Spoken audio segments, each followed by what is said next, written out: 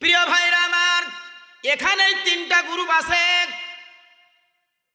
এই তিন গ্রুপের ভিতর থেকে দুই গ্রুপ উঠে চলে যাবে। কয় গ্রুপ? আর একটা গ্রুপ জীবন দিবে, ফাঁসিতে ঝুলবে, রিমান্ডে যাবে, ঘর ছাড়বে, বাড়ি ছাড়বে, কিন্তু কোরআন থেকে দূরে চলে যাবে না। কারা চলে যাবে আর কারা থাকবে, ব্যাখ্যা আমি দেব না, ব্যাখ্যা দুনিয়ার কারুর কাছ থেকে নেব না, ব্যাখ্যা নিব স্বয়ং এই কোরআনের মালিক যিনি, তিনি কে? জোরে বলেন, তিনি কে? ওই আল্লাহ পাকের ব্যাখ্যা নিব। আল্লাহ তুমি বলে দাও কোরআন থেকে উঠে চলে যাবে কারা? কারণ কোরআনের চাইতে ভালো কোনো জিনিস পৃথিবীতে আর না। কিন্তু সব ভালো জিনিস কি সবার কি পছন্দ হয়? সবার কপালে কি সহ্য হয়? একটা এক্সাম্পল দিলে বুঝতে পারবেন। এই ভোলা সরফেশন এলাকার মানুষ, আপনারা কি দুধ খান? দুধ চেনেন তো? গরুর দুধ, মহিষের দুধ, ছাগলের দুধ, এগুলো আছে না নাই? এগুলো হালাল না হারাম? এগুলো হালাল, জান্নাতি খাবার, বিশ্ব নবীর প্রিয় খাবার, মানবতার জীবন ধারণের জন্য, শরীরের জন্য বড় পুষ্টিকর উপাদান এটা জান্নাতি খাবার দুধ। এর চাইতে ভালো কোনো খাবার এখানে আর পৃথিবীতে নাই। যত জান্নাতি খাবার আছে তার মধ্যে একটা জান্নাতি খাবার হলো দুধ। কিন্তু বলেন তো, এত বড় ভালো খাবার হওয়ার পরেও এই দুধ কি সবার জন্য ভালো? আমাশার রোগী যারা আছে এদের জন্য দুধ ভালো না মোটেও। কি কথা কন না কেন? যারা আমাশার রোগী ওদের এক গ্লাস গরম দুধ খাওয়াই দিন, দেখেন অবস্থা কি হয়। তাহলে বোঝা গেল এত ভালো খাবার হওয়ার পরেও সমাজের আমাশার রোগী যারা, এদের জন্য কিন্তু দুধ ভালো না। ঠিক অনুরূপ ভাবে কোরআন ভালো কিতাব, কোরআনের চাইতে ভালো কোনো কিতাব পৃথিবীতে আর নাই। এত ভালো কিতাব হওয়ার পরেও এই সমাজের ভিতরে যে সমস্ত মানুষের ইমানের ভিতরে সমস্যা আছে, আছে না নাই? যে সমস্ত মানুষের ইমানের ভিতরে সমস্যা আছে, এই সমস্ত মানুষের ইমানের ভিতরে সমস্যা আছে, এই মানুষগুলোর কাছে কোরআনুল কারীমের আলোচনা মোটেও ভালো লাগবে না। এদের জন্য কোরআনের আলোচনা ক্ষতিকর, এদের জন্য কোনো উপকার নাই। এই জন্য এই শ্রেণীর মানুষ যারা আছে তারা কিন্তু উঠে চলে যাবে। আর একটা উদাহরণ দিলে আপনারা বুঝতে পারবেন। আমার ভাইরা, এই ভোলার মানুষ, আপনারা কি গরুর গোশত খান? খান তো? ইলিশ মাছ, বলে হুজুর এটা তো আমাদের জাতীয় মাছ, কিন্তু দুঃখ রাখার জায়গা নাই। আমার দেশের জাতীয় মাছ ইলিশ, কিন্তু আমার দেশের জনগণের কপালে জোটে না। যত ইলিশ সব চলে যায় পার্শ্ববর্তী রাম আর বামদের বাড়িতে। আমার দেশের মানুষ জাতীয় মাছ হিসেবে এখন কম দামে, সস্তা দামের পাঙ্গাস খায়, আর আমার দেশের জাতীয় মাছগুলো খায় ভারতের রাম আর বামেরা। কথা বলেন ঠিক কিনা বন্ধুরা আমার? তাহলে গরুর গোশত আমরা খাই, ইলিশ মাছও মাঝে মাঝে খাই। যদিও পার্শ্ববর্তী আপনাদের নদীর নাম কি? মেঘনা নদী পাশে আছে বলেই আপনারা দুই এক পিস খাইতে পারেন। আমাদের সাতক্ষীরায় যারা আছে ওদের বছরের পর বছর কপালে এক পিস ইলিশ জোটে না, এক পিস ইলিশ জোটে না বছরের পর বছর। কত বছর ইলিশ খায় না সেটা একমাত্র আল্লাহ জানে আর সাতক্ষীরার মানুষ জানে। প্রিয় ভাইরা আমার, খেয়াল করেন। এরপরে আপনারা কি বেগুন খান? বেগুন চেনেন তো? আমার কথা বুঝতে কি সমস্যা হচ্ছে আপনাদের? তাহলে গরুর গোশত, ইলিশ মাছ, বেগুন, চিংড়ি মাছ, কি চিংড়ি মাছ তো আছে। আমি আসার পরে আমারও খাওয়াইছে, জনমের খাওয়ান খাওয়াইছে। তাহলে গরুর গোশত, ইলিশ মাছ, চিংড়ি মাছ, বেগুন, এগুলো কিন্তু আমাদের জনপ্রিয় খাবার, সবার কাছে প্রিয়। কিন্তু সত্য কথা বলেন, এই সমাজে কিছু মানুষ আছে যে এই মানুষগুলো এগুলো খাওয়া তো দূরের কথা, নাম শুনতে পারে না। গরুর গোশত, ইলিশ মাছ, চিংড়ি মাছ, বেগুন, এগুলোর নাম শুনলেই তাদের শরীরের ভিতরে চুলকাই, খাউজাই, আসে না না? ও মুসলমান, কারণ কি? খাও যায় কেন? জোরে বলেন। অ্যালার্জিক। সবাই বলেন কি? আরো জোরে, পিছনের ভাইরা। অ্যালার্জিক, যাদের শরীরের ভিতরে অ্যালার্জি আছে, এই মানুষগুলোর কাছে গরুর গোশত, ইলিশ মাছ, চিংড়ি মাছ, বেগুন ভালো লাগে না। ঠিক অনুরূপ ভাবে আমাদের এই সমাজে কিছু মানুষের ইমানের ভিতরে অ্যালার্জি আছে, রক্তর ভিতরে ভাইরাস আছে। তার মানে রক্তর ভিতরে আবু জাহেলের রক্ত প্রবাহিত আছে। সুতরাং যার শরীরের ভিতরে আবু জাহেলের রক্ত প্রবাহিত আছে, ওর কাছে আল্লাহ পাকের কোরআন ভালো লাগে না, ওর কাছে ভালো লাগে যাত্রা। যার ইমানের ভিতরে অ্যালার্জি আছে, ওর কাছে কোরআনের তাফসীর ভালো লাগে না, ওর কাছে ভালো লাগে মমতাজের মতন বেশ্যা মহিলার উলাঙ্গ ডান্স, মাহিয়া মাহির মতন ল্যাংটা নাচ, এই সমস্ত দুশ্চরিত্র নায়ক নায়িকা গায়ক গায়িকার গান বাজনা ভালো লাগে ওদের দিলে। কারণ ওদের দিলে ইমান নাই, ওদের ইমানের ভিতরে অ্যালার্জি, ওর রক্তর ভিতরে আবু জেহেলের রক্ত আছে, এই জন্য কোরআন ওদের কাছে ভালো লাগে না। এখন আল্লাহর কাছে জিজ্ঞাসা করেন, আল্লাহ, যাদের ইমানের ভিতরে অ্যালার্জি আছে, রক্তর ভিতরে আবু জেহেলের রক্ত প্রবাহিত আছে, এই মানুষগুলোকে আমরা চিনব কেমনি? এখানে সবাই বসা আছেন আমার ভাইরে। এখন এখানে কে কাফের, কে মুশরিক, কে মুনাফিক, কে জালেম, কে ইমানদার, কারোর গায়ে কি লেখা আছে? সুতরাং আমি চাইলেই তো একজনকে কাফের বলতে পারি না, একজনকে জালেম বলতে পারি না, একজনকে মুনাফিক বলতে পারি না, ইমানদারও বলতে পারি না। কথা কান ঠিক কিনা? ব্যক্তিরা জালেম কি কাফের কি ফাসিক কি মুমিন, ওর কর্মে পরিচয় পাওয়া যাবে, ঠিক কিনা? আমার ভাইরা, এই জন্য আমি কাউকে জোর করে কাফেরও বলবো না, জালেমও বলবো না। আমি বলবো কোরআন, কোরআন যে সূত্র দিয়েছে, এই সূত্রর সাথে যার জীবন মিলে যাবে, ওই ব্যক্তি হয়তো কাফের হবে, নাই তো জালেম হবে, নাই তো মুনাফিক হবে, নাই তো ইমানদার হবে। কথা কান ঠিক কিনা? এখন এইবার যারা আছেন একটু খেয়াল করেন, নিজের দিকে তাকান, আমি আসলে কোনটায় আছি? কি ঠিক কিনা? আমি তো কারোর নাম ধরে বলবো না। এবার নিজের কাছে নিজে প্রশ্ন দিবেন, আপনার নিজের বিবেক বলে দিবেন আপনি কাফের না আপনি কাফেরের দোসর, না জালেম না জালেমের দোসর, না মুনাফিক না মুনাফিকের দোসর, না ইমানদার। এটা আপনার মনই বলে দিবে। আল্লাহ পাক সে কথা কোরআনুল কারীমের ভিতরে বলে দিয়েছেন। এখানে কারা আছে? প্রথম নম্বরে আসি আমরা। আল্লাহ পাক বলেন, وقال الذين كفروا لا تسمعوا لهذا القرآن والغوا فيه لعلكم تغلبون।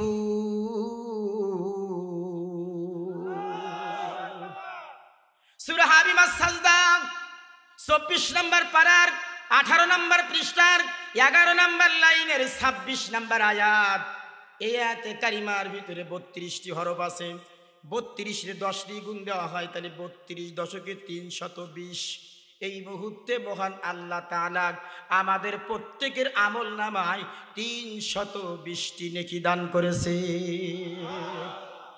এবার খেয়াল করেন, আল্লাহ পাক ডাক দিয়ে বলেন, ওয়াকালাল্লাযিনা কাফারু, ওই মক্কার কাফেরেরা বলেছিল, আজ থেকে 1000 বছর আগের মক্কার কাফের আবু জাহেল, আবু লাহাব, উতবা, শাইবা, তারা বলতো, লা তাসমাউ লিহাযাল কোরআন, তোমরা এই কোরআনুল কারীম শ্রবণ করো না। মুহাম্মদ সাল্লাল্লাহু আলাইহি সাল্লাম যেখানে কোরআনুল কারীমের তাফসীর করবে, কোরআনের কথা বলবে, কোরআনের নসিহত করবে, ওই জায়গায় যাই তোমরা গ্যামজাম করবে, হট্টগোল করবে, হাতে তালি দিবে, এমন গ্যামজাম বাঁধাবে যাতে করে মানুষগুলো কোরআন শুনতে না পারে। তোমরা বাধা সৃষ্টি করবে। যদি করতে পারো, লাআল্লাকুম তাগলিবুন, তাহলে তোমরাই বিজয় লাভ করবে। চিৎকার মেরে বলেন নাউজুবিল্লাহ। প্রিয় ভাইরা আমার, তাহলে কাফেরদের বৈশিষ্ট্য ধরে কোরআনে বাধা দেওয়া কি? বাংলাদেশে কোরআনে বাধা দেওয়ার মতন কাফের আছে না? বছর ধরে কোরআনুল কারীমের মাহফিলে 144 জারি করে কোরআনের মাহফিল বন্ধ করে দিয়েছে। এরা আল্লাহর কোরআনের ভাষায় এরা হলো এই সমাজের চিহ্নিত কাফের। কোন বাবা ঠেকাইতে পারবে না। কে বলেছে বাংলাদেশে কাফের নাই? একটু বসেন, কাফের আছে কিনা কাফেরের পরিচয় নিয়ে যাবেন। আমার মনে হয় আমি যতটুকু কোরআন গবেষণা করে দেখেছি, আবু জেহেলের চাইতেও বড় আবু জেহেল এদেশে আছে। আবু জেহেলের চাইতে বড় কাফের দীর্ঘ 15 বছর ক্ষমতার মসনদে ছিল। কেমনে ছিল দেখেন এবার। ওই মক্কার আবু জেহেল ওই আরবি কাফের দিনের বেলায় মঞ্চ ফাটানো বক্তব্য দিত, লা তাসমাউ লিহাযাল কোরআন, তোমরা কোরআন শ্রবণ করবা না, দ্বীনের দিকে আসবা না, ইসলামের দিকে আসবা না। এটা ছিল মক্কার নেতার আবু জেহেলের দ্বীনের বক্তব্য। কিন্তু তাফসীরে রুহুল মানিতে আছে, রাতের বেলা যখন আসতো আর নবী মুহাম্মদুর রাসূলুল্লাহ সাল্লাল্লাহু আলাইহি ওয়াসাল্লাম যখন তিনি কোরআনুল কারীম গভীর রাতে তিলাওয়াত করতেন, কোরআনের ভিতরে এমন আকর্ষণ, এমন এক মায়া, এমন এক আকর্ষণের ভিতরে আল্লাহ তৈরি করে দিয়েছেন। ওই কোরআনের আকর্ষণে মক্কার তৎকালীন যুগের আরবি আবু জেহেল তিনি ওই দিনের বক্তব্য বাদ দিয়ে রাতের আধারে আরামের বিছানা পরিত্যাগ করে, আরামের ঘুম হারাম করে রাতের বেলায় পালায়ে চলে আসতো বিশ্ব নবীর ঘরের পাশে দাঁড়ায় দাঁড়ায় আল্লাহ পাকের আখিরি কালামের তিলাওয়াত শুনতো। তাহলে মক্কার কাফের আবু জেহেল রাতের বেলায় দাঁড়ায় দাঁড়ায় কোরআন শুনতো, দিনের বেলায় নিষেধ করত। আর আমাদের সমাজের বাংলা আবু জেহেল যারা আছে এরা দিনেও কোরআন শোনে না, অন্যরা শুনুক এটাও চায় না। রাতের বেলাও এরা নিজেরা কোরআন শোনে না, অন্যরা কোরআন শুনুক এটাও তারা চায় না। তাহলে এরা আবু জেহেলেরও চাইতেও বড় আবু জেহেল। কথা বলেন ঠিক কিনা? আবু জেহেল দিনে শুনতো না, বাধা দিত, কিন্তু রাতে কিন্তু চুরি করে শুনতো। আর আমাদের সমাজের এই শয়তানগুলো তাকাই দেখেন, এরা কি রাতে কেউ চুরি করে কোরআন শোনে না? এরা রাতেও বাধা দেয়, দিনেও বাধা দেয়। এরা প্রকাশ্য বাধা দেয়, গোপনেও বাধা দেয়। তাহলে আবু জেহেলের চাইতেও বড় আবু জেহেল হলো এরা। এই মানুষগুলো আল্লাহ পাক এদেরকে কাফেরের সাথে তুলনা দিয়েছেন। আর একটা জায়গায় আল্লাহ পাক বলেন, আল্লাযীনা আমানু ওয়া কানু ইয়াত্তাকুন। আল্লাহ পাক বলেন পৃথিবীতে ভালো মানুষ আর খারাপ মানুষ চেনার রূপ দিয়েছে আল্লাহ। যদি তোমরা জান্নাতি মানুষ দেখতে চাও, বেহেশতি মানুষ দেখতে চাও, সত্যকারের মানুষ দেখতে চাও, তাহলে আল্লাযীনা আমানু, যারা ঈমান আনার পরে ওয়া কানু ইয়াত্তাকুন, সর্ব অবস্থায় যারা আল্লাহ রাব্বুল আলামিনকে ভয় করে চলে, এই মানুষগুলো হলো জান্নাতি মানুষ। জোরে বলেন সুবহানাল্লাহ। প্রিয় ভাইরা আমার খেয়াল করেন, এখন এই কাফের কারা? আল্লাযীনা কাফারু ওয়া সাদ্দু আন সাবিলিল্লাহি আদাল্লা আমালাহুম।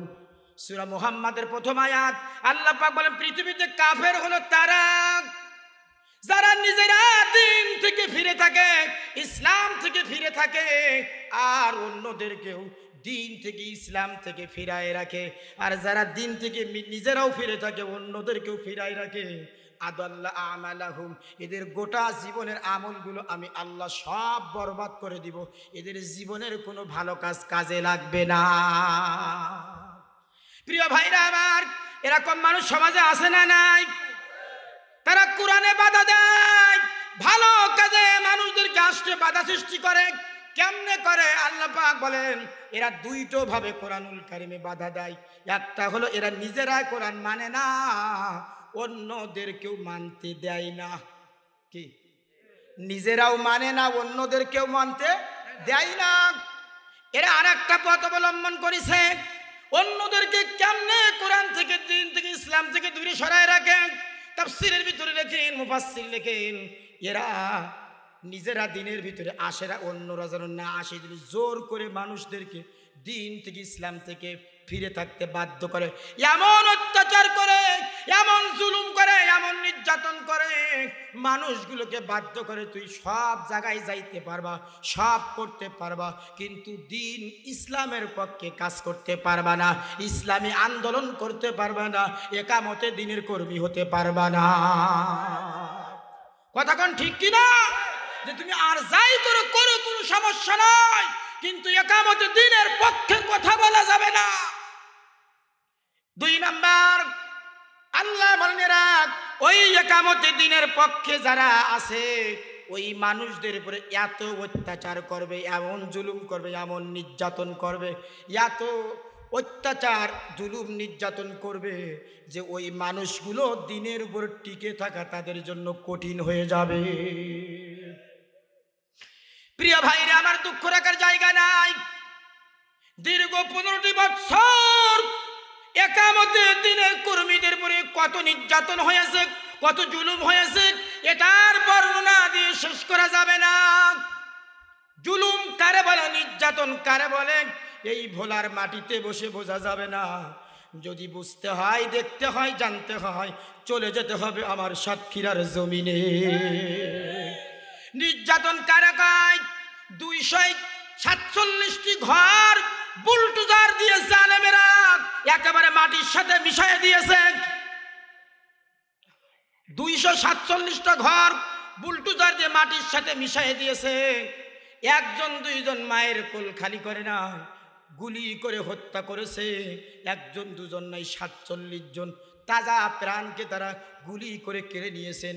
আর কত হাজার মানুষকে যে গুম করেছেন এটার খবর একমাত্র আল্লাহ ভালো জানে।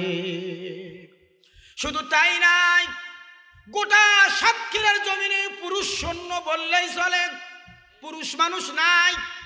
এই ভোলাতেও শত শত আমার সাতক্ষীরার ভাইরা চলে আসছে, যেই মানুষগুলো ছিল চাকরিজীবী, ব্যবসাজীবী, সমাজের একজন সম্মানিত ব্যক্তি, নামি দামি মানুষ, জুলুম এতটাই পর্যন্ত করেছেন, এত নির্যাতন করেছে, ওই মানুষগুলো আর এলাকায় থাকতে পারে নাই।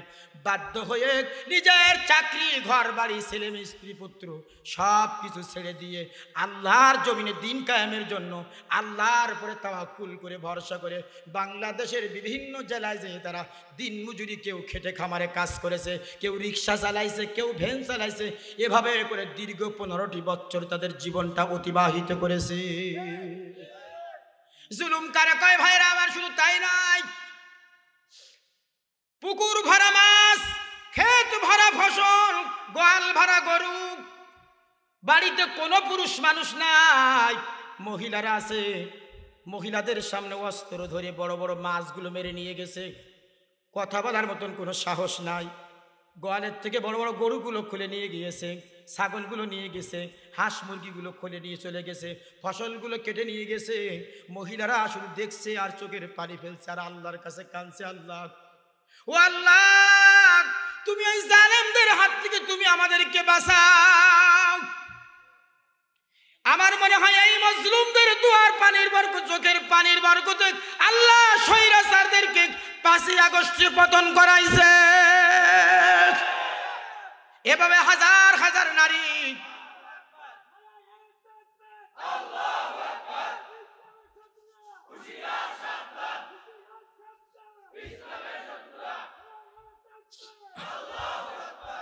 প্রিয় ভাইরা আমার, এভাবে অত্যাচারের পর অত্যাচার, জুলুমের পরে জুলুম, নির্যাতনের পরে নির্যাতন চালাইছেন দীর্ঘ 15 বছর। এত নির্যাতন করার পরেও এখনো পর্যন্ত একটা দিনের দায়ীকে, একটা ইসলামী আন্দোলনের কর্মীকে তারা ইসলাম থেকে বিন্দু পরিমাণ দূরে সরাইতে পারে নাই। তার বাস্তব প্রমাণ গতকালকে আমিরে জামাত যে মিটিং করেছে, বক্তব্য দিয়েছে, সমাবেশ করেছেন, সাতক্ষীরার জমিনে গোটা বাংলাদেশে ইতিহাস সৃষ্টি করেছে। প্রিয় ভাইরা আমার, এটা তাদের 2 নম্বর কাজ। 3 নম্বর, দিন থেকে ইসলাম থেকে ফেরানোর জন্য ওই তৎকালীন মক্কার কাফেররা 3 নম্বর পদ্ধতি বেছে নিয়েছিল। দিনের দায়ী যারা, একামতে দিনের দায়ী যারা, এদের নামে মিথ্যা অপবাদ সমাজে রচনা করেছিল। এত নিকৃষ্টতম অপবাদ দিয়েছিল, চুরির অপবাদ, ডাকাতির অপবাদ, জিনার অভিযোগ, হত্যার অভিযোগ, তারপরে নানান ধরনের তারা আকতা কুকতা বিভিন্ন রকম কথাবার্তা বলে এতটা তাদেরকে সমাজের ভিতরে কালারিং করেছিল, সাধারণ মানুষ যেন ইসলামের নাম নিতে না পারে, ইসলামের নাম শুনলেই যেন ঘৃণা লাগে, এরকম অপবাদ তারা দিছিল কি দেয় না? তার বাস্তব প্রমাণ এটা মক্কার আবু জেহেল কাফের বেঈমানেরা রাসূলুল্লাহকে পাগল বলেছিল, জাদুকর বলেছিল, নানান আকতা কুকতা বলে গালিগালাজ করেছিল, কালারিং করেছিল মক্কার মানুষের কাছে। আর ১৫০০ বছর আগে এই দেশের বাংলা আবু জেহেলেরা কোরআনের মুফাসসির বিশ্ববরণ্য কোরআনের পাখি শহীদ আল্লামা সাঈদীকে তারা রাজাকার বানাইছিল, জেনাকার বানাইছিল। কথা বলেন ঠিক কিনা? তারা মামুনুল হককে জেনাকার বানাইছে, ধর্ষণকারী বানাইছে। কেন বানাইছিল? উদ্দেশ্য একটাই, আলেমদেরকে, দ্বীনের দায়ীদেরকে যদি সমাজে কালারিং করা যায় তাহলে মানুষ আর ইসলামের নাম নেবে না। কথা কন না কেন? এই জন্য ইসলামী আন্দোলনের নেতা কর্মীদের নামে অপবাদ দিয়েছিল, চুরির অপবাদ, জেনার অপবাদ, রাজাকারের অপবাদ। কথা কন না কেন? এগুলো সব কাফেরদের বৈশিষ্ট্য, কাফেরদের গুণাবলী। কিয়ামত পর্যন্ত এই সমস্ত কর্ম যারা করবে, আল্লাহ পাক বলেন ১৫০০ বছর আগে ওরা ছিল আরবি কাফের, আর ১৫০০ বছর পরে যদি এই কাজ কেউ করে বাংলাদেশে, সে হবে বাংলা আবু জেহেল।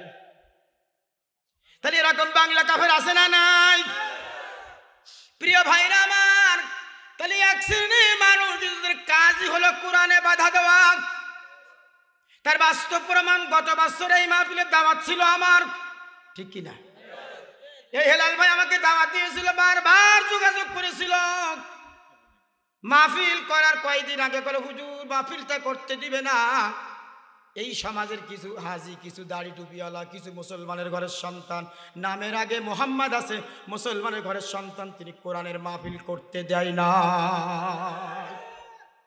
তারা বন্ধ করে দিয়েছিল। তাই বলেন তো, যারা কোরআনের মাহফিল বন্ধ করেছিল, এখান থেকে ১৫০০ বছর আগে আবু জেহেল করেছিল, আর এখন যারা করে তারা অবশ্যই আবু জেহেলের উত্তর শুরু, ঠিক কিনা?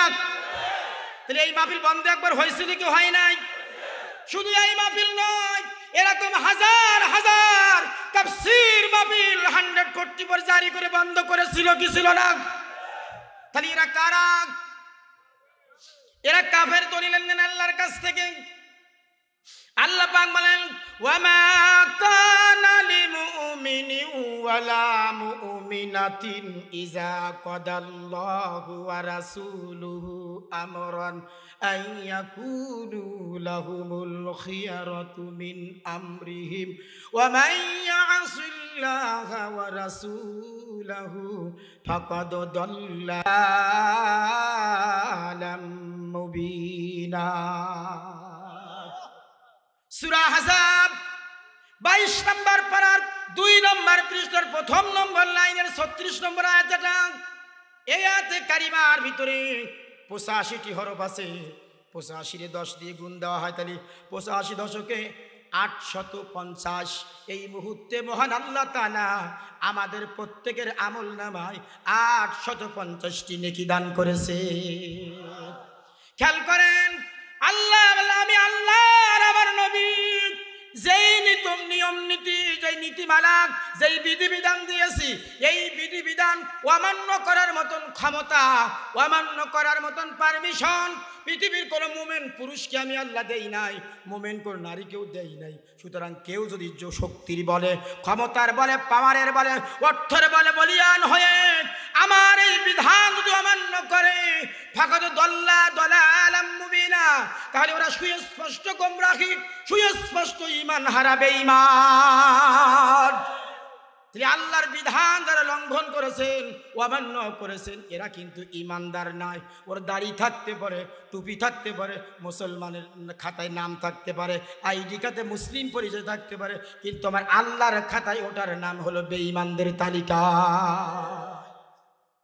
প্রিয় ভাইরা আমার, এরপরে আল্লাহ রাব্বুল আলামিন বলেন, কোরআনুল কারীমের মাহফিলে হাজার হাজার মানুষ আসবে, কিন্তু সবাই শেষ পর্যন্ত কোরআন থেকে হেদায়েত নিয়ে যেতে পারবে না। দুই শ্রেণীর মানুষ কোরআনের ময়দান থেকে উঠে চলে যাবে। কয় শ্রেণীর? ও আমার ভাইরা, আজকের এখানে যারা এই হাজার হাজার মানুষ আছেন, এর ভিতর থেকে যদি এই মানুষগুলো থাকে, তারাও এই দুই শ্রেণীর মানুষ উঠে চলে যাবে। কারা? তাদের পরিচয়টা আমি দিয়েই আমার আলোচনায় ঢুকে যাব।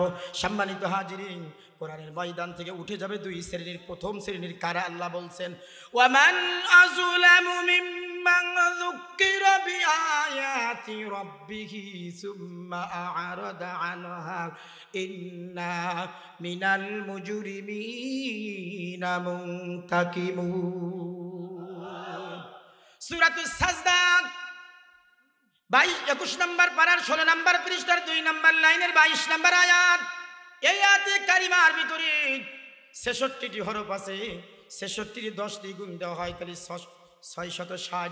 এই মুহূর্তে মহান আল্লাহ তাআলা আমাদের আমলনামায় 660টি নেকি দান করেছে। প্রিয় ভাইরা আমার, খেয়াল করেন কারা উঠে চলে যাবে। এবার কিন্তু খেয়াল করবেন কারা উঠে চলে যাবেন। আল্লাহ বলেন ওয়ামান আযলামু, এই ওয়াও মানে এবং, মান মানে যেবা যারা, আযলামু এটা ইসমে তাফসীরের সিগা। ছোট খাটো কোনো জালেমের কথা আমার আল্লাহ বলে না। আল্লাহ বলেন আমার আকাশের নিচেই জমিনের উপরে সব চাইতে বড় জালেম তারা। মিম্মান যুক্কিরা বিআয়াতি রাব্বিহি, যখন তাদের সামনে তার রবের আয়াত দিয়ে, কোরআন দিয়ে তাফসীর করা হয়, কোরআন দিয়ে বায়ান করা হয়, কোরআনের ওই তাফসীরগুলো, কোরআনের ওই নসিহতগুলো, কোরআনের ওই কথাগুলো ওই সমাজের বড় বড় জালেম যারা, ওই জালেমের জীবনের সাথে মেলে না। কোরআনের কথাগুলো জালেমের জীবনের সাথে মেলে না, জালেমের পরিবারের সাথে মেলে না, ওর সমাজের সাথে মেলে না, ওর রাষ্ট্রের সাথে মেলে না, ও যে দল করে ওই দলের সাথে মেলে না, ও যে নেতার অনুসরণ করে ওই নেতার চরিত্রের সাথে মেলে না। কথাগুলো সব তার বিপক্ষে চলে যায়। আর যখনই বিপক্ষে চলে যায় মনটা খারাপ হয়ে যায়। আর মন যখনই খারাপ হয়ে যায়, সুম্মা আ'রাদা আনহা, আস্তে করে ওই কোরআনের ময়দান থেকে উঠে চলে যায়। কথা বলেন ঠিক কিনা? কোরআনের হক কথা বললে দলের বিপক্ষে যায়, নেতার বিপক্ষে যায়, এদিন মন খারাপ করে চলে যাওয়ার মতন জালেম সমাজে আছে না নাই? এরা ছোট জালেম না বড় জালেম? আজকে আমাদের দেশে এরকম বড় জালেমে ভরে গিয়েছে। কারণ জালেমদের সব সহ্য হয়, কোরআনের কথা জালেমদের সহ্য হয় না। কারণ ওই জালেমদের নেতাদের জীবনের সাথে কোরআন মোটেই মেলে না, জালেমের দলের সাথে কোরআন মোটেই মেলে না। এই জন্য সব কথা তাদের বিপক্ষে চলে যায়। কথা কন ঠিক কিনা? কারণ আমার ভাই এরকম জালেমের নেতা আছে না নাই? আছে, মানে সমাজের নেতা বাদ দিলে আর কর্মী খুঁজে পাওয়া যায় না। ছোট নেতা, বড় নেতা, দেশি নেতা, বিদেশি নেতা, সামসা নেতা, পাতি নেতা, নেতাই দেশ অন্ধকার, কোনো কর্মী নাই, সব নেতা। অথচ 2 বছর আগে মানুষের খেতে কামলা দিত, রিক্সা চালাইতো, ভ্যান চালাইতো, ঠেলা গাড়ি চালাইতো, শেষরামতি করতো, চুরি করতো, ডাকাতি করতো। একটু ক্ষমতা নিয়ে পেয়ে বিশাল বড় নেতা, নেতার দাপটে রাস্তা দিয়ে হাঁটা যায় না। আবার মাঝে মাঝে কয় কলার না কয় চেনো আমারে, আমার পাওয়ার কত, আমার হাত কোন জায়গায়, মনে হয় শয়তানের হাত আসমান ভেদ করে চলে গেছে। কথা কান ঠিক কিনা? এরকম শয়তান মার্কা নেতা সমাজে ছিল না? ছিল কি ছিল না? যদিও সেই শয়তানগুলো 5 তারিখের পরে পালাইছে। কোন শয়তান দাড়ি কামাইয়ে পালাইছে? কি পালাইছে না? প্রিয় ভাইরা আমার, সুতরাং এই সমস্ত জালেমদের নেতাদের কারণে আর আমাদের সমাজে যত নেতা আমরা দেখি, ম্যাক্সিমাম নেতা হলো দুশ্চরিত্র। কথা কন না কেন? সুতরাং একটা কথা ছোট্ট করে বলে দেই, এখানে যারা আছেন জীবনে এই কাজ সবাই প্রায় করেছেন, খবরদার আজকে এই কোরআনের তাফসীর মাহফিল থেকে একটা শিক্ষা অন্তত নিয়ে যাবেন। এই জীবনে যতদিন পর্যন্ত বাঁচবেন, এই পৃথিবীর কোনো মানুষের রূপে নেতার পক্ষে স্লোগান দিবেন না যে আমার নেতার চরিত্র ফুলের মতন পবিত্র।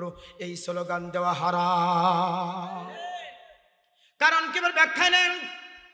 প্রিয় ভাইরা আমার, এখন আমার নেতার চরিত্র ফুলের মতন পবিত্র, নামাজ পড়ে না, একক তো গাঁজা খায়, তিনক তো, এরকম নেতা আছে না নাই? এই স্লোগান দেওয়ার মতন পাবলিক আছে না নাই?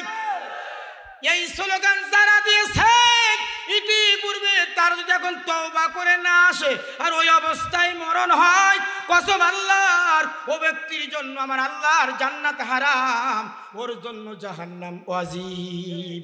কারণ ওর ঈমান নাই। ও নামাজ পড়লে কি হবে, রোজা রাখলে কি হবে, ওয়াজ করলে কি হবে, যাকাত দিলে কি হবে, ও যদি স্লোগান দিয়ে থাকে আমার নেতার চরিত্র ফুলের মতন পবিত্র, ওর ঈমান চলে গেছে। এবার আসেন ব্যাখ্যায়। আপনি যেই নেতার স্লোগান দিলেন নেতার চরিত্র ফুলের মতন পবিত্র, দিনের বেলায় মঞ্চে উঠে ওই নেতা গলা ফাটাইয়ে, মঞ্চ কাঁপাইয়ে, ময়দান কাঁপানো বক্তব্য দিয়ে গেছে, কি গেছেন? এরপরে জনগণকে, কর্মীকে আশ্বাস দিয়ে গেছে বিপদ আপদে সুখে দুঃখে যখন প্রয়োজন হবে আমি আসি। কইছে কি কয় নাই? কিন্তু সময়কালে কি আছে? মনে করেন এবার কোন কর্মী দিনের বক্তব্য শুনে আস্থা রাখছে নেতার পরে, যে নেতা বলেছে বিপদ আপদে যখন ডাকবে তখন পাবে। কোন এক কর্মী রাতের বেলায় মহাবিপদে পড়ে গেল, দৌড়ে চলে গেল নেতার বাড়িতে, যে দেখে নেতা বাড়ি নাই। কি নেতা বাড়ি নাই? খুঁজতে খুঁজতে, নেতাদের খুঁজতে খুঁজতে হয়রান, কোনো জায়গায় পাই নাই। শেষ পর্যন্ত দেখে ওর নেতা নাইট খেলাবে, পালেন না কেন? সারা রাত তালাশ করে কোনো জায়গায় না পাওয়া গেল ওর নেতা আছে ক্লাবগুলোতে, গাজার আড্ডায়, জেনার আড্ডায়, জুয়ার আড্ডায়। কোন কোন নেতা আছে ওই পতিতলায়, কতক্ষণ ঠিক কিনা?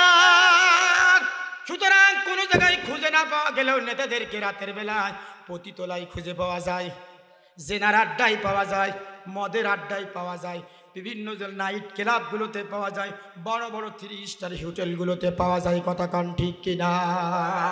তাহলে ওই নেতার চরিত্র ফুলের মতন পবিত্র নয়। কতক্ষণ ঠিক কিনা? এই যে পৃথিবীতে একজন মাত্র নেতা আছে যেই নেতার চরিত্র ফুলের মতন পবিত্র, সেই নেতার পরিচয় দিয়েছেন স্বয়ং কাবার মালিক। তিনি কে? এই আল্লাহ পাক পরিচয় দিচ্ছেন, সেই নেতার চরিত্র সার্টিফিকেট দিচ্ছেন, লাকাদ কানা লাকুম ফি রাসূলিল্লাহি উসওয়াতুন হাসানা। সাদাকাল্লাহুল আযীম। অন্য আয়াতের নেতার পরিচয় দিতেন আল্লাহ পাক বলেন, আমি আল্লাহ তোমাদেরকে জানাই দিলাম আমার নেতার চরিত্র, ওয়া ইন্নাকা লাআলা খুলুকিন আযীম। বিশ্ব নবীর চরিত্র হলো পুত এবং পবিত্র। এই পৃথিবীতে একজন মানুষের চরিত্র ফুলের মতন পবিত্র, তিনি হলেন আমার নবী, আপনার নবী, বিশ্ব নবী মুহাম্মাদুর রাসূলুল্লাহ সাল্লাল্লাহু আলাইহি ওয়াসাল্লাম। তার চরিত্র একমাত্র ফুলের মতন পবিত্র। পৃথিবীর কোন মানুষ যখন মানুষ রূপের নেতাদের চরিত্র যখন এরকম সার্টিফিকেট দেয়, তখন কোরআনুল কারীমের সূরা কলমের এই আয়াতকে অস্বীকার করে, ওয়া ইন্নাকা লাআলা খুলুকিন আযীম। এই আয়াত কিয়ামত দিন তার বিপক্ষে চলে যাবে। এই আয়াত শুধুমাত্র রাসূলুল্লাহর জন্য, এটা দুনিয়ার কোনো মানুষের জন্য নয়।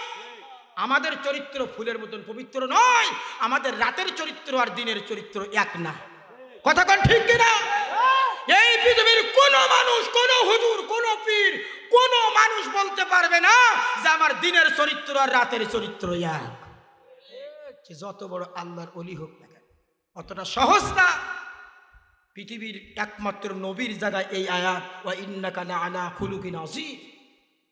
তিনি হলেন পুত এবং পবিত্র। আমরা সবাই পাপী, আমাদের পাপের সীমা নাই, সীমাহীন পাপী আমরা। এখানে যারা আছি, আমি সহ, আমরা এ সমাজে এক একটা চিহ্নিত দাগী পাপী। কতক্ষণ ঠিক? এমন কোন পাপ নাই যেটা আমরা করি না। আমার আল্লাহ কত বড় দয়ালু, কত বড় মেহেরবান। আমার জীবনের পাপ যদি আল্লাহ প্রকাশ করে দিত, আমি আজকে আপনার সামনে মুখ দেখাইতে পারতাম না। কি কথা বল না কেন? আমার সমাজে যেই নেতার চরিত্রের কথা বলা হয়, ওই নেতার চরিত্র যদি আল্লাহ উন্মোচন করত, পাপ যদি প্রকাশ করত, তাহলে ও নেতা কর্মীর সামনে মুখ দেখাইতে পারত না।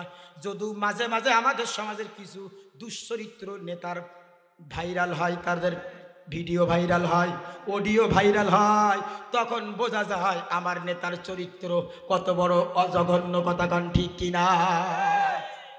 তা তো শয়তান চেনেন না, টাকলা মুরাদ শয়তানের ভিডিও ভাইরাল হয়েছিল কি হইল নাই? 3 আঙ্গুলের হাউনকার ভাইরাল হয়েছে কি হয় নাই? রফিকুল ইসলাম মাদানী পিসিটার উলঙ্গ করে নারী দিয়ে পাশে দাঁড়াই দিয়ে সিগারেটি ছবি তুলছে।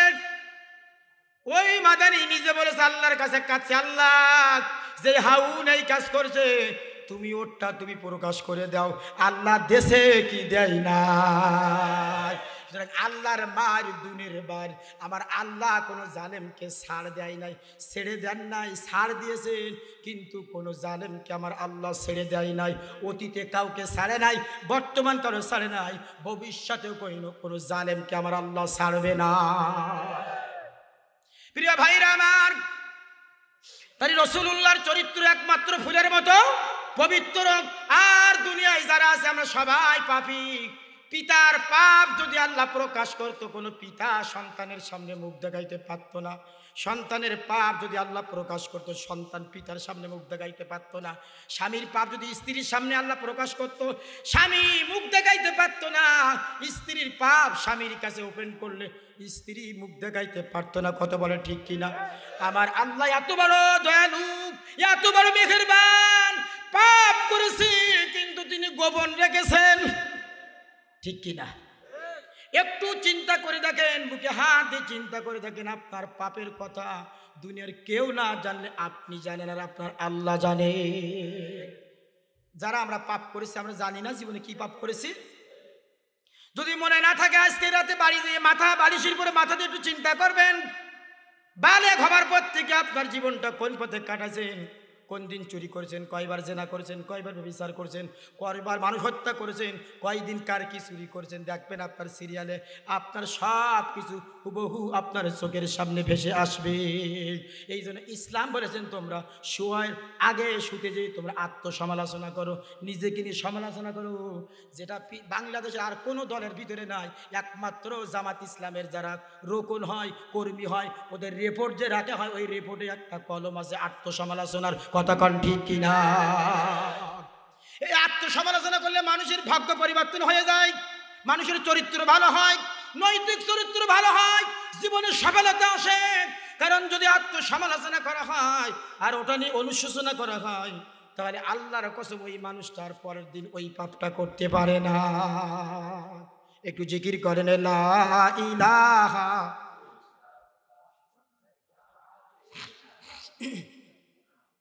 লা ইলাহা ইল্লাল্লাহু মুহাম্মাদুর রাসূলুল্লাহ সাল্লাল্লাহু আলাইহি সাল্লাম। সম্মানিত হাজিরিন, আমি বলতেছিলাম তাহলে শুধুমাত্র কেবলমাত্র একমাত্র জালেম যারা, তারা কোরআনের ময়দান থেকে উঠে চলে যাবে। কথা কান ঠিক কিনা? এবার তাকাই দেখবেন কোনটা ওঠে। যেটা উঠবে বুঝবেন এটা ওই দলের অনুসারী। তবে হ্যাঁ, 1 নম্বর আর 2 নম্বরের জন্য ছাড় আছে। 1 নম্বর আর 2 নম্বর বোঝেন তো? এই মাঝে একটা মাহফিলে গেলাম, এক বুড়ো উঠে আমার কাছে 3টে আঙ্গুল দেখালো। আমি বললাম চাচা 3 আঙ্গুল দিয়ে কি বুঝান?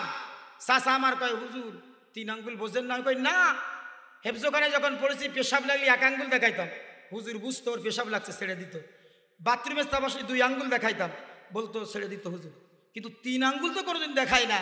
চাচা আমার কয় হুজুর 3 আঙ্গুল বোঝেন নাই? আমি বললাম না, আপনি একটু বুঝাই দেন।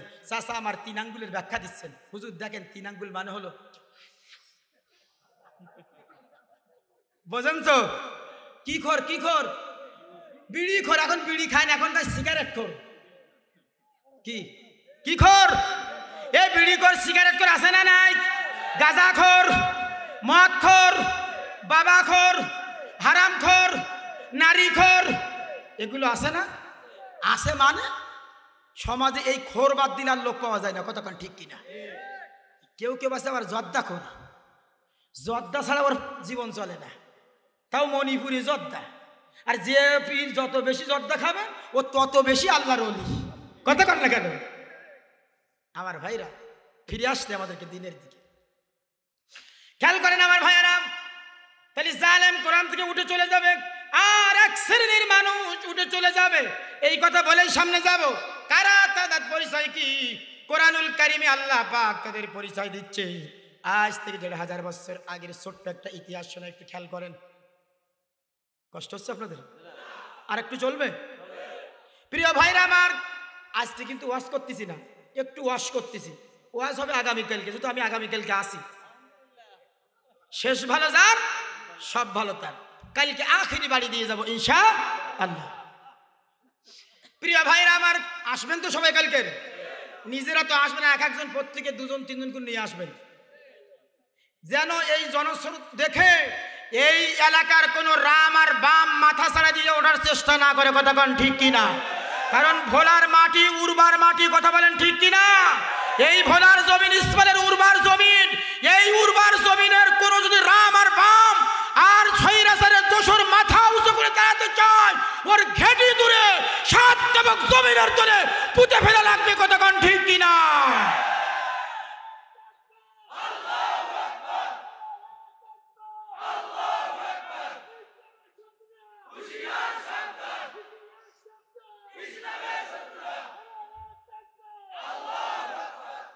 সম্মানিত হাজিরিন, এই স্বৈরাচারের দোসররা দীর্ঘ 15টি বছর অমানবিক নির্যাতন চালাইছে আমাদেরকে। কথা কন ঠিক কিনা?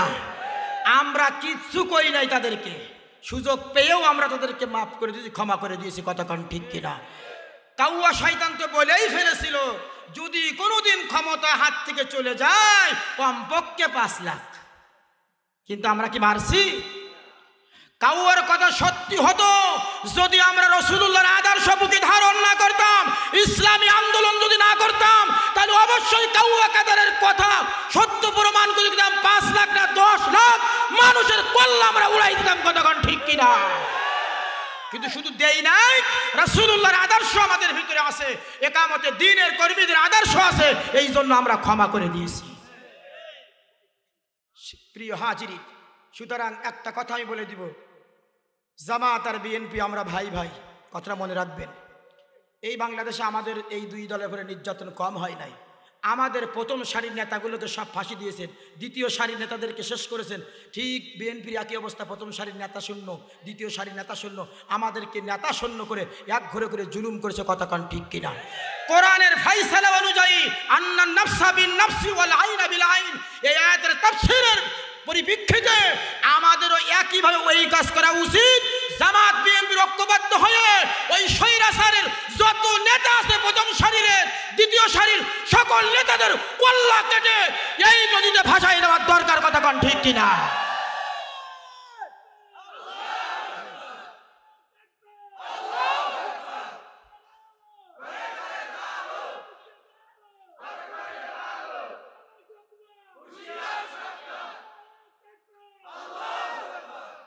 যদি করতে পারি, এই হলো কোরআনের সঠিক বিচার হবে। রাসূলুল্লাহ যেদিন মক্কা থেকে মদিনা থেকে এসে মক্কা বিজয় করেছিল, ওই মক্কা বিজয় দিয়ে রাসূলুল্লাহ মক্কার উপকণ্ঠে এসে বলল, আজ থেকে আমি আজকের এই দিনের জন্য আমি এই মক্কার সাধারণ যারা কাফের আছে, সাধারণ কাফেরদেরকে আমি ক্ষমা করে দিলাম। যেই কাফেররা উগ্র না, সন্ত্রাসী না, নিরীহ কাফের, নিরীহ মানে বোঝেন তো, এদেরকে আমি ক্ষমা করলাম। কিন্তু চিহ্নিত কিছু দাগি পাপী আছে, তারা সারাটা জীবন রাসূলুল্লাহকে কষ্ট দিয়েছে, সাহাবীদেরকে কষ্ট দিয়েছে, ইসলামকে গালি দিয়েছে, আল্লাহকে গালি দিয়েছে, কোরআনকে গালি দিয়েছে, ইসলামকে ব্যঙ্গ করেছে। রাসূল কয় এদেরকে ক্ষমা করা যাবে না। সেই 14 জনকে হত্যা করেছিল রাসূলুল্লাহ, বললেন হত্যা করে যেখানে পাবা সেখানে পাবা। এক শয়তান কাব বিন আশরাফ, এসির এক বড় বেঈমান, এই শয়তান যে কাবা ঘরিফের গিলাফের ভিতরে পলালো, আশ্রয় নিল। কারণ কোরআনে বলছে অমাং দাখালাহু কানা আমিনা, যারা এই ঘরের ভিতরে যাবে তখন নিরাপত্তা পাবে, এই হেরেমের ভিতরে যারা প্রবেশ করবে তাদেরকে তোমরা নিরাপত্তা দিবা। এই আশায় ওই কাফের ওই বেঈমান ও ইবনে কাতাল ও হচ্ছে কাবা ঘরের গিলাফের ভিতরে যে আশ্রয় নিল। আল্লাহর নবী সাহাবী তাকে দেখে বলল, যে রাসূলুল্লাহকে বলি ইয়া রাসূলুল্লাহ ইয়া হাবিবাল্লাহ, সেই বেঈমান যে সবচেয়ে আপনাকে গালি দিয়েছে, কষ্ট দিয়েছে, সে তো কাবা ঘরের গিলাফের ভিতরে আশ্রয় নিয়েছে, পালাইছে। তাহলে এই যারা পালাইছে এরা হলো কাফেরদের উত্তরসূরি, কথা কন ঠিক কিনা? কোনো মোমেন কোনো ভালো মানুষ কোনোদিন পালাইতে পারে না। পালানোর অভ্যাস ছিল মক্কার কাফেরদের, আর এই কাজ যারাই করবে তারা ওই কাফেরদের দোষর। প্রিয় ভাইরা আমার, রাসূলুল্লাহ কয় ও কাবার গিলাফের ভিতরে যেখানে আছে ওখানে হত্যা করো।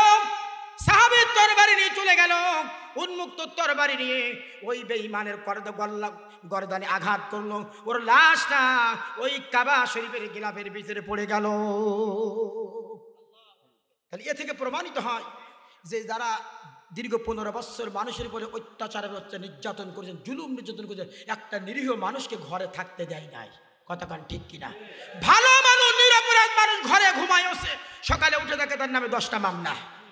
এত পুলিশের হানা আর বাহিনীর তো অভাব নাই। কত বাহিনী তৈরি করেছে ক্ষমতায় টিকে থাকার জন্য। সব বাহিনী দিয়ে যৌথ অভিযান, চিরুনি অভিযান দিয়ে মানুষগুলোকে একেবারে অতিষ্ঠ করে দিয়েছিল, কথা বলেন ঠিক কিনা? প্রিয় ভাইরা আমার, এখন সুযোগে যদি এইরকম বড় বড় কাফের দেখে আমরা ক্ষমা করে দেয়, এদের ক্ষমা করা আমাদের উচিত হবে না, কারণ এরা হলো জাচ্ছাপ। এই জাচ্ছাপ সুযোগ পাইলে কিন্তু আমাকে আপনাকে আবার সবল মারবে। তাই তো এই সবল আমরা একটু নরম হয়েছি, একটু বিনয় দেখেছি, একটু ক্ষমা ঘোষণা করেছি, এই সুযোগ তারা কাজে লাগাইতে এক এক সময় এক একটা রূপ নিয়ে তারা নামতিছে, কথা কন না? এক এক সময় সরবিক নিয়ে, এক সময় আনসার হয়ে, এভাবে করে বিভিন্ন সময় তারা নামতিছে। সর্বশেষ এবার নামছে ওই এসকন নামক সন্ত্রাসীর দলের দোসর হয়ে নামছে, কথা কান ঠিক কিনা? সুতরাং এই এসকন, এই হিংস্র, এই দস্যুদের আস্থা বাংলার জমিনে থাকবে না।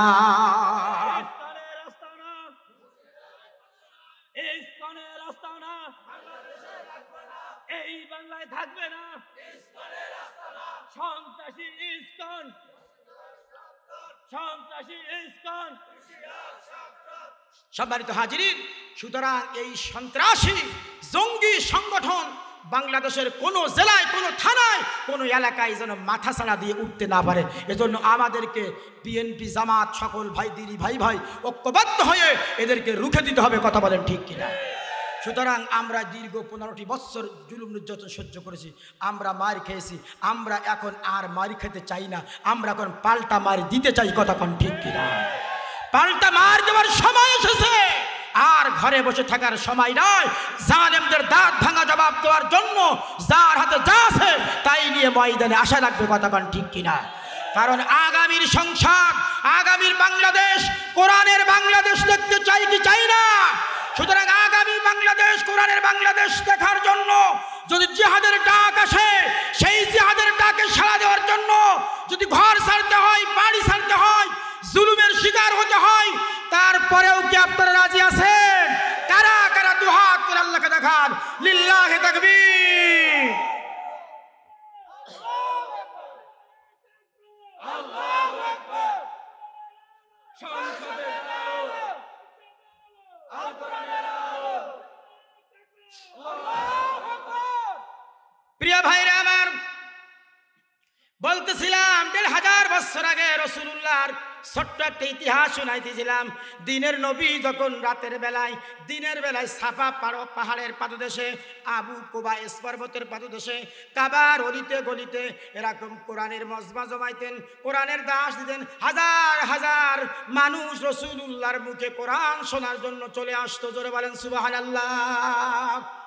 নবীজি সেই অনুষ্ঠানের ভিতরে তিনি তাওহীদের কথা বলতেন, রিসালাতের দাওয়াত দিতেন, পরকালের দাওয়াত দিতেন, জান্নাতের কথা বলতেন, জাহান্নামের কথা বলতেন, কিয়ামতের ভয়াবহতা বর্ণনা করতেছিল। এমন সময় আমার আল্লাহ রাব্বুল আলামিন নবীর উপরে ওহী নাজিল করলেন। ও নবী, তোমার উপরে যে কিতাব নাজিল করেছি, এই কিতাব শুধু আমি তাওহীদ, রিসালাত আর কিয়ামত দিয়ে শেষ করি নাই। এই কিতাবের ভিতরে আমি আল্লাহ তিবিয়ানাল লিকুল্লি শাইইন, প্রত্যেকটা বিষয়ের বর্ণনা আমি আল্লাহ দিয়ে দিয়েছি। মা ফাররাতনা ফিল কিতাব, এই কিতাবের ভিতরে আমি কোনো বিষয় বাদ রাখি নাই। সুতরাং কোরআন দিয়ে ব্যক্তিগত জীবন চালাইতে হবে, পরিবার চালাইতে হবে, সমাজ চালাইতে হবে, রাষ্ট্র চালাইতে হবে। সুদ খাওয়া যাবে না, ঘুষ খাওয়া যাবে না, চুরি করা যাবে না, ডাকাতি করা যাবে যাবে না, জেনা করা যাবে না, ব্যভিচার করা যাবে না।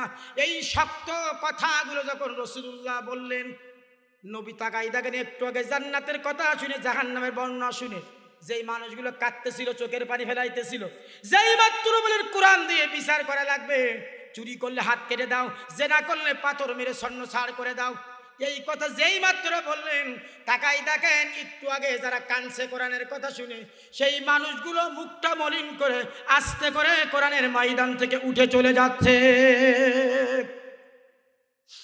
দিনের নবী মনে খুব কষ্ট পেলেন, ব্যথা পেলেন, আল্লাহর কাছে ফরিয়াদ করেন, আল্লাহ আমার কোরআনের কথা বলি কিন্তু কোরআনের কথা না শুনে উঠে চলে যায়।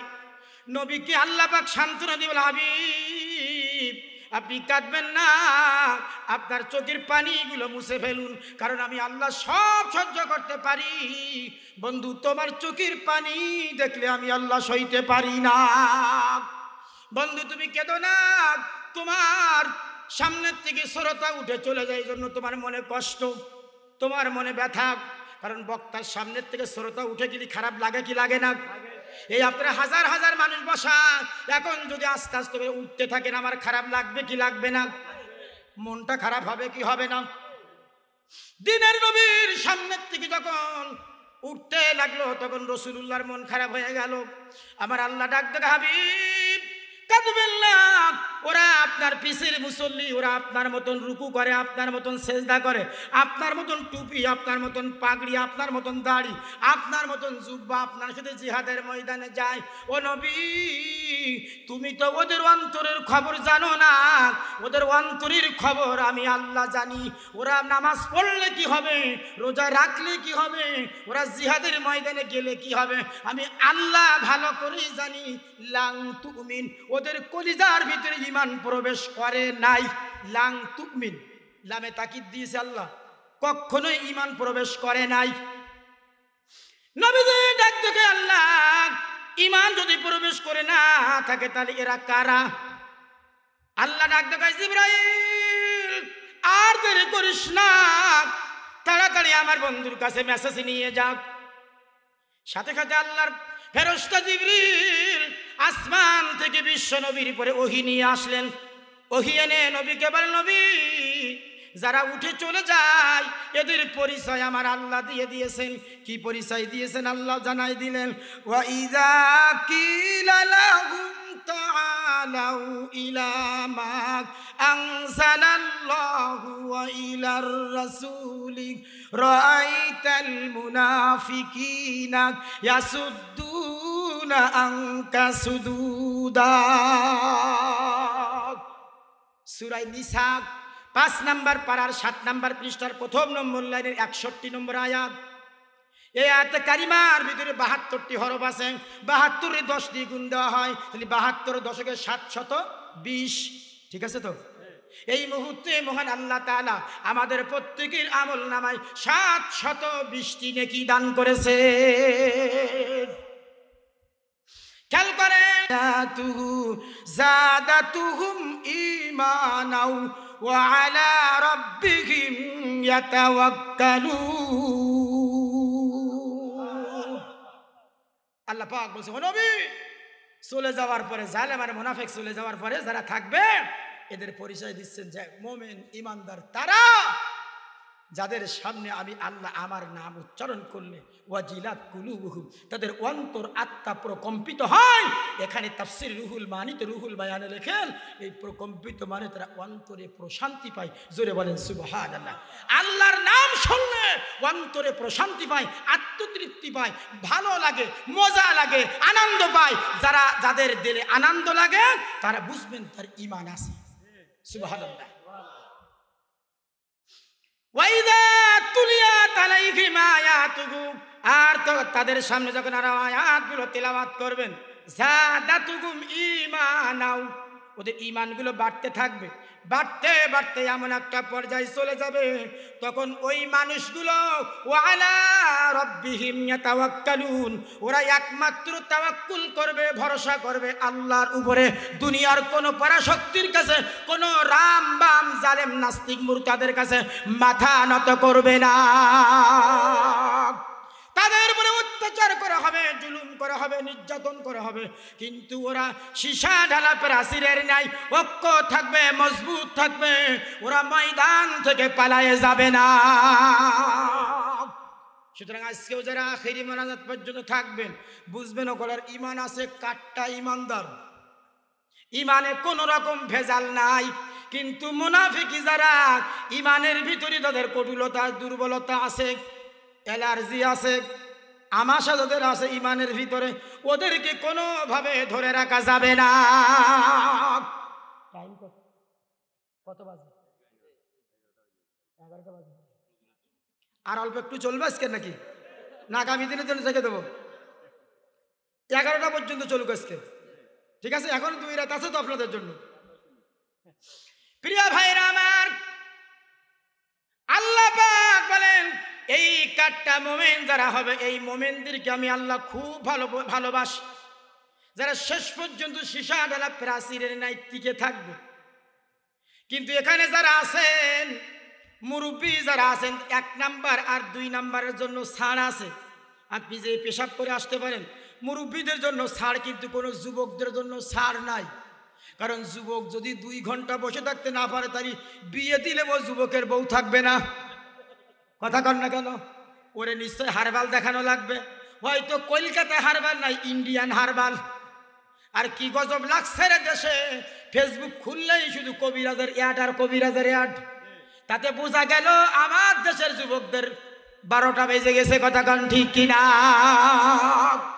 সুতরাং তাকাই দেখবেন কোন যুবক ওঠে, যেটা উঠবে ওর সাথে কেউ এলাকার মেয়ে বিয়ে দেবেন না। সাফ ফতোয়া দিয়ে গেল, কি ঠিক কিনা? কারণ যুবক মানুষ কি যাইতে পারে? ওর কি ডায়াবেটিস হয়েছে যে তোর ঘন্টায় ঘন্টায় পেশাব লাগবে? প্রিয় ভাইরা আমার, সুতরাং শেষ পর্যন্ত সীসা ঢালা প্রাচীর নাই, যত কষ্ট হোক, মজবুত হোক, যত কষ্ট হোক, সমাজটা যদি বসে থাকতে পারেন, এ কোরআন এমন কিতাব, এমন এক পরশ পাথরে যদি কিছুক্ষণের সাথে ঘষাঘষি করা হয়, আল্লাহ বলেন ওই মানুষটা তখন আর ওই শক্ত হৃদয়ের মানুষটার আমি হৃদয়টা কোমল করে দেই, নরম করে দেই, আমি ওকে জাহান্নামের পথ থেকে জান্নাতি মানুষ বানায় দেই।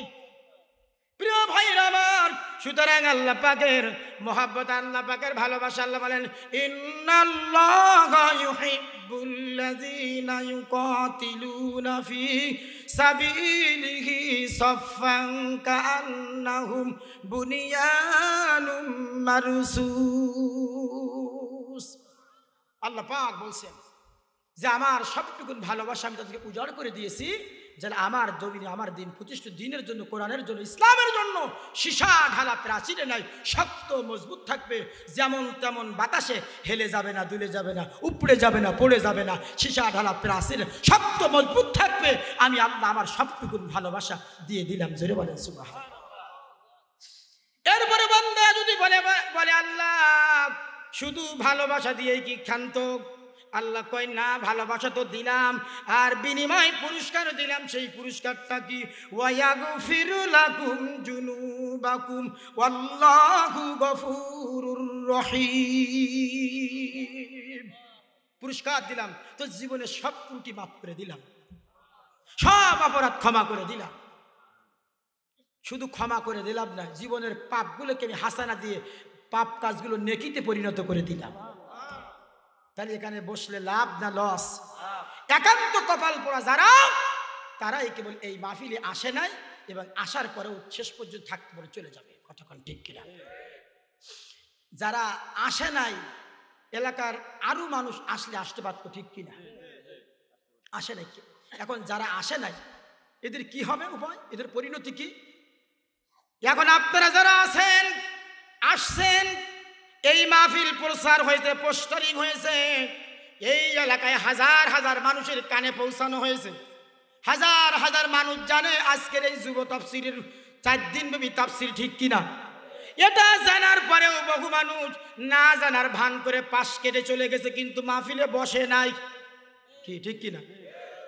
এবার ভালো করে খেয়াল করেন, আপনারা যারা বসেছেন, যারা বসে আছেন, আপনারা আল্লাহর কাছে জিজ্ঞেস করেন তো, আল্লাহ যারা আসে নাই, বসে নাই, কোরআনের কথাগুলো শোনে নাই, এদের শাস্তি কি? আমরা যারা আসছি আমরা একটু জানতে চাই। আমার আল্লাহ সাথে সাথে আপনাদের প্রশ্নের জবাব দিয়েছেন। আল্লাহ পাক বলেন, ইয়াসমাউ আয়াতিল্লাহি তুতলা আলাইহি সুম্মা ইউসিররু মুস্তাকবিরান কাআল্লাম ইয়াসমাআহা ফাবাশশিরহু বিআযাবিন আলীম। সূরা জাসিয়া 25 নম্বর পারার 18 নম্বর পৃষ্ঠার 1 নম্বর লাইনের 8 নম্বর আয়াত। এই আয়াতে কারিমার ভিতরে 26টি হরফ আছে। 26 10 দিয়ে গুণ দেওয়া হয়, 26 দশকে 260। এই মুহূর্তে মহান আল্লাহ আমাদের প্রত্যেকের আমল নামায় 260টি নেকি দান করেছে।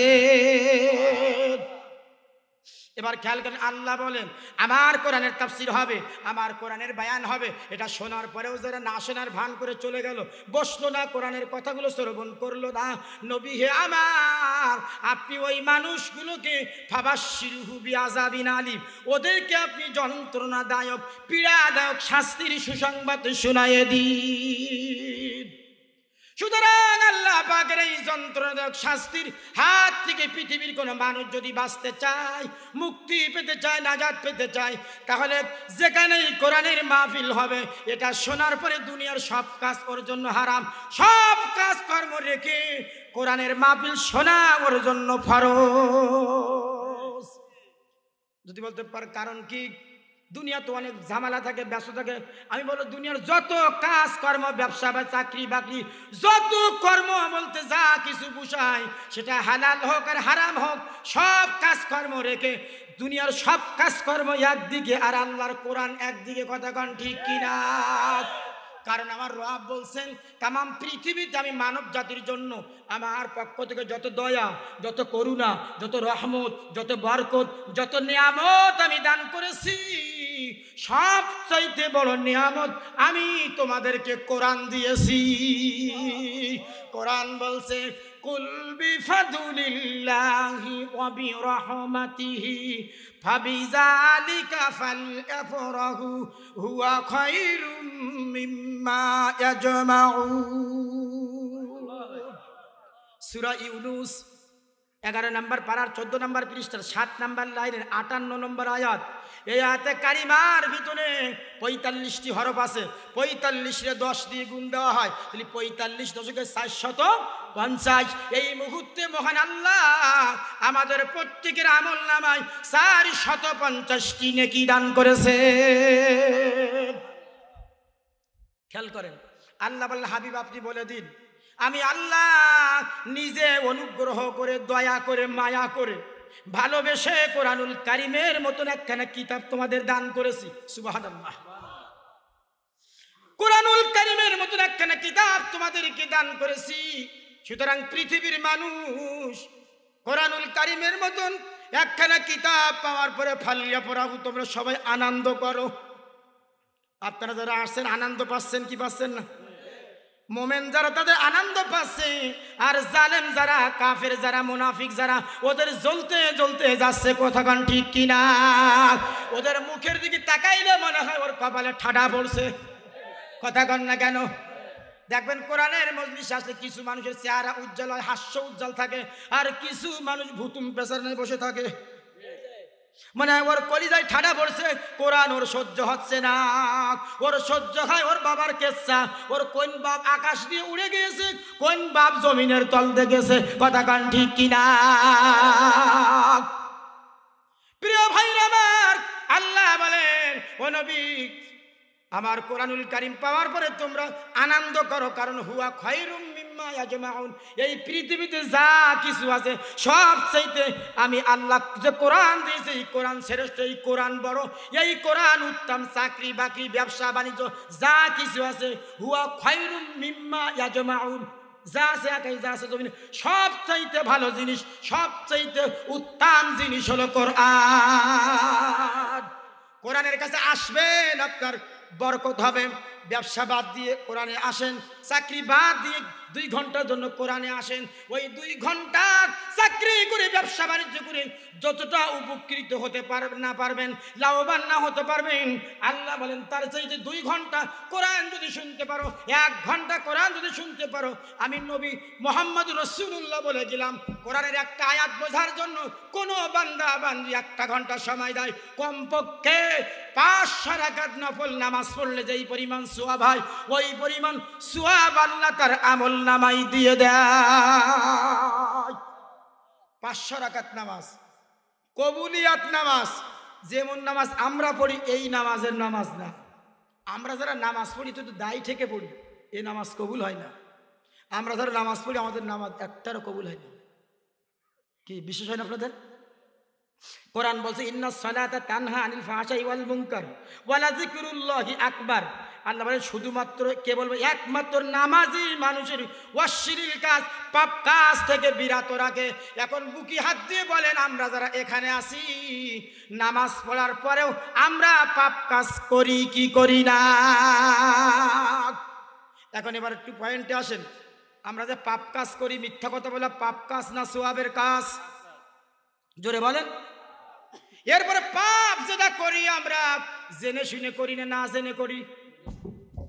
সমাজে একটা কথা প্রচলিত আছে, জেনে শুনে করলে পাপ সে গোনা হয় না মাপ। কি আছে না? না জেনে করলে পাপ সে গোনা হয় যে মাপ। তাহলে এই কথা যদি সত্য হয়, এই কথা আমাদের কথা দিয়ে আমরা কিয়ামতের দিন ধরা খাবো কি খাবো না? জেনে শুনে করলে পাপ সে গোনা হয় না মাপ, এটা আমাদের মুখের কথা, ঠিক কিনা? এবার আসি আমরা যারা পাপ কাজ করি সবাই জেনে করি না না জেনে করি, এইটা দেখার দরকার আছে না নাই? এবার 1 নম্বরে আসেন তো, মিথ্যা কথা বলা পাপ না গোনা সওয়াবের কাজ? মিথ্যা কথা বলা পাপ কাজ, এটা জানেন না কেরা? একটু হাত তোলেন যে হুজুর আমি জানি না মিথ্যা কথা বললে পাপ হয়। কি কেউ পারবেন? তাহলে এখানে যারা আছি সবাই আমরা জানি মিথ্যা কথা বললে পাপ হয়। কেমন পাপ হয়? আল্লাহকে জিজ্ঞেস, আল্লাহ লানাতুল্লাহি আলাল কাযিবিন, মিথ্যাবাদীদের প্রতি আমি আল্লাহ আমার ডাইরেক্ট লানত। তাহলে এই মিথ্যা বলা মহাপাপ, এটা আমরা জাইনে শুনে মিথ্যা কথা বলি কি বলি না? সবাই বলেন বলি কি বলি না? চলছে বাংলাদেশে 180 মাইল বেগে মিথ্যের ছড়াছড়ি। আর এই যে হলো মিথ্যার বাক্স, এটা কি? শয়তানের কাছে টাকা পাবে, ফোন দিয়েছে হ্যালো তুমি কোথায়? শয়তান ঘরের ভিতরে আছে, ও কয় আমি ঢাকায়। এ কথা কর না কেন? ফোন দিয়ে হ্যালো তুমি কোথায়? ও দাঁড়ায় আছে কিন্তু বাজারে এখানে, ও কয় যে আমি আসি বরিশালে। কথা কয় কি কয়? আর যুবক আর যুবতী যখন কথা কয় তখন তো মিথ্যার শেষই নাই। কি যুবকরা রাত 12টা যখন ফ্রি টক টাইমে কথা কয় তখন কি মিথ্যা কথা বলে না সত্য কথা বলে? যে যত বেশি মিথ্যা কথা বলতে পারে যে যুবক, ওই যুবকের গার্লফ্রেন্ড তত ভালো কথা গান, ঠিক কিনা? তাহলে মিথ্যা আমাদের ভিতরে আসে না নাই? এটা আমরা জেনেই মিথ্যা কথা বলতেছি। অনুরোধ করবো ভাইরা, এই তাফসীর মাহফিল থেকে আমরা আজকে অন্তত একটা ওয়াজ বাড়ি নিয়ে যাব, আজ থেকে জীবনে আর কোনোদিন মিথ্যা কথা বলবো না। কারা কারা রাজি আছেন? 2 হাত তুলে দেখেন আল্লাহকে। আল্লাহ আমরা জীবনে আর মিথ্যা কথা বলতে পারি নাই, আল্লাহ তুমি আমাদেরকে মাফ করো, বলেন আমিন।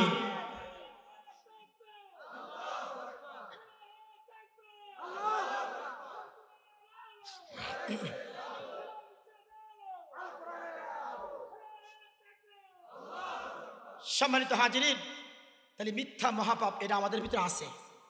নামাজ না পড়া পাপ না সওয়াব? জোরে বলেন না কেন? নামাজ না পড়লে পাপ হয়, গুনাহ হয়, বড় আল্লাহ পাকের হুকুম অমান্য করা হয়। এই কথা জানার পরেও আমরা বহু মুসলমানের সন্তান নামাজ পড়ি না, কথা কান ঠিক কিনা?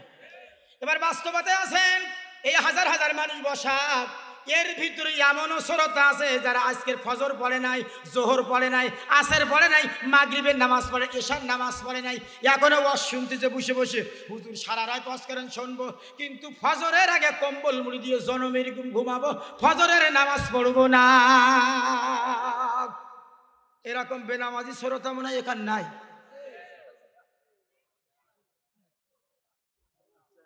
আমি যখন এখন এই বাস্তব, এমন কোনো পাপ নাই, অন্যায় নাই যেটা আমাদের ভিতরে নাই। চুরি করা পাপ না সওয়াব? চোর আছে না নাই? চাইল চোর, ডাইল চোর, গম চোর, কম্বল চোর, কালবনের টাকা চুরি করে, ব্রিজের টাকা চুরি করে, এরকম চোর আছে না নাই? কেউ কেউ ব্রিজ চুরি করে, কালবট চুরি করে, আবার কোন শয়তান কিন্তু পদ্মা সেতু চুরি করছে। শুধু তাই নাই, এমনও কপাল পোড়া চোর আছে যারা সমাজের বিধবা মহিলার কাঠ চুরি করে।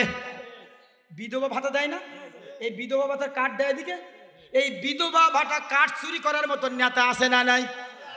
বয়স্ক ভাতার কাঠ চুরি করে নেতা। তাহলে চিন্তা করেন কত নাম্বার নেতা। চিন্তা করতেছেন কি এসব নেয়? এগুলো সমাজের বড় বড় চোর।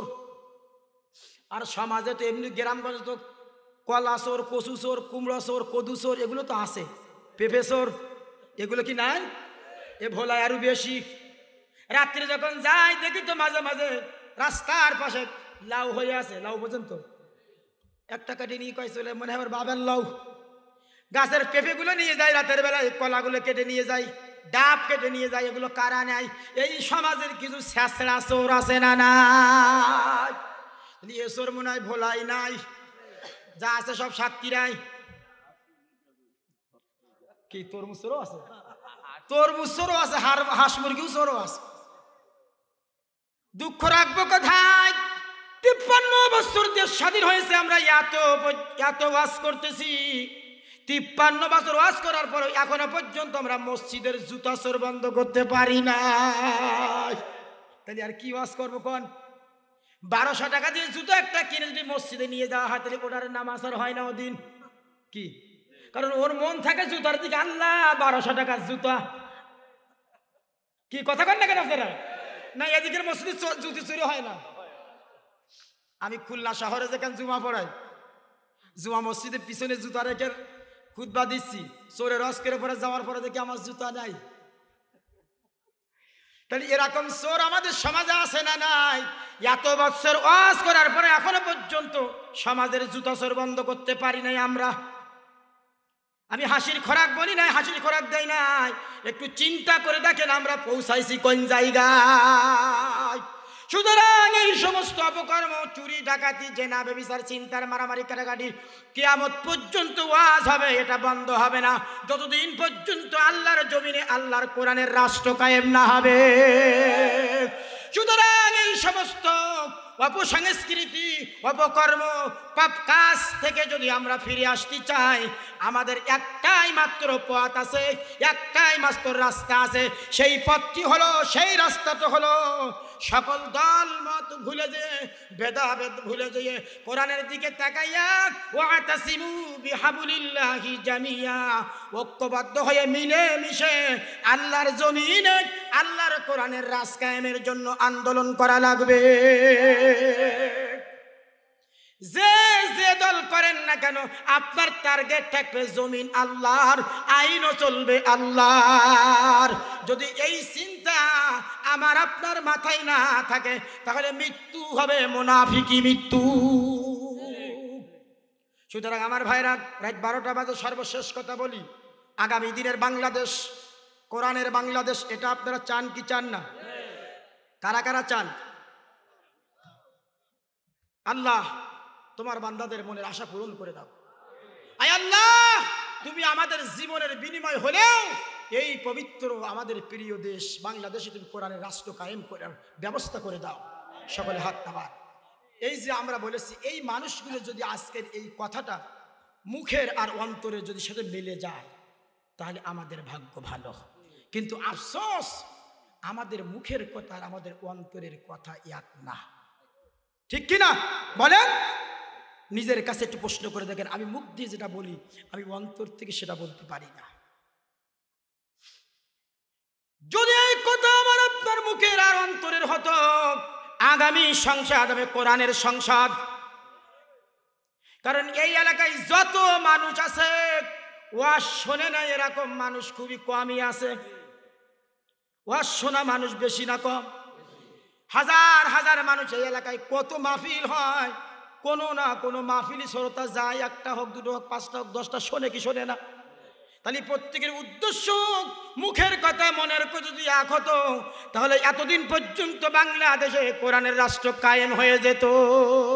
কিন্তু তাহলে বোঝা গেল আমরা মুখে বলি আল্লাহর জমিনে আল্লাহর কোরআনের রাজ চাই, আর ভোট দেওয়ার সময় আমি স্বৈরাচারকে সাপোর্ট করি। তাহলে আমি ইমানদার হতে পারলাম না, আমি এই সমাজের নির্ভেজাল মুনাফিক। সুতরাং এই মুনাফিকি চরিত্র যতদিন পর্যন্ত আমাদের দূর না হবে ততদিন আমাদের সফলতা, আমাদের বিজয়, আমাদের শান্তি, আমাদের আরাম আয়েশ, আমাদের নিরাপত্তা আসবে না। কথা কান ঠিক কিনা? সুতরাং এরকম একটা সুন্দর